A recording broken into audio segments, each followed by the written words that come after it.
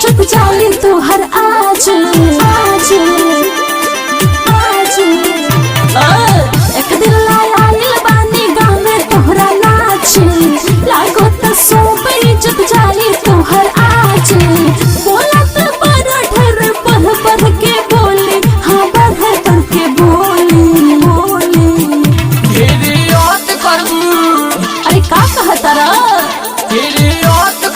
मारे में से तेज पगोली। अच्छा मारे में से तेज पगोली। एक दिन लायल बानी गाँव में तोहरा नाच अरे का बुझला लागो त सब इज्जत जाली तोहर आज आज आज एक दिन लायल बानी गाँव में तोहरा नाच लागो त सब इज्जत जाली तोहर आज बोलत बड़ ढेर बढ़ के बोली हाँ बढ़ के बोली बोली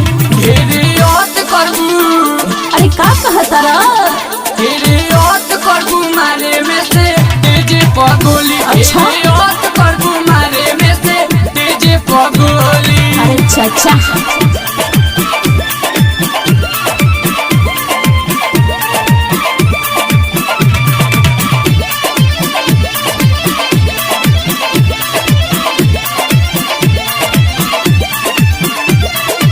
सुनाए बाबू कुछ बिगाड़ी नहीं कोई बोला तारा तुहारा से कुछ नहीं होई अरे का बुझला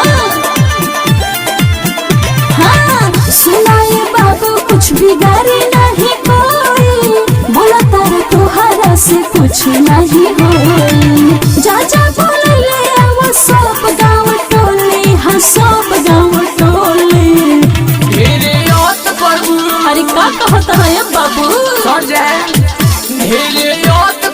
मारे में से तेज पगोली। अच्छा मारे में से तेज पगोली। साचो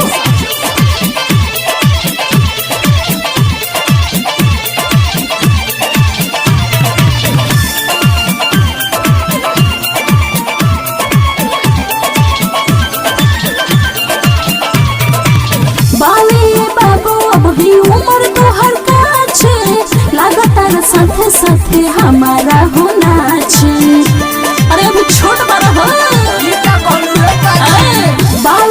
बाबू अभी उम्र तोहर काछ लगातार साथे साथे हमारा तो नाच बारा चिल्लाते अपन कुर्ता तू खोले हाँ कुर्ता तू खोले अरे दूर रही हाँ मारे में से तेज पगोली। मारे में से तेज पगोली। ना मन बा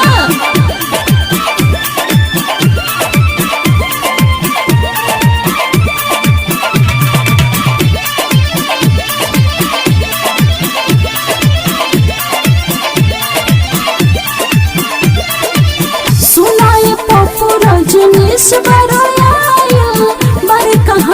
धूप प्रिंस जी भुलाए अरे ये लोग कहाँ बोलो स्टेज पर हो सुनाए पप्पू रजनीश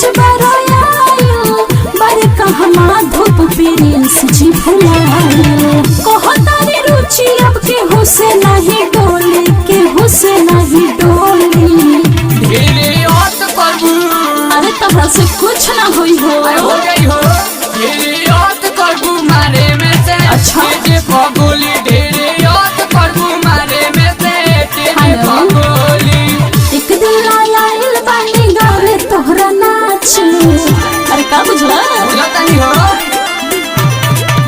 लागो त सब इज्जत जाली तोहर आज आज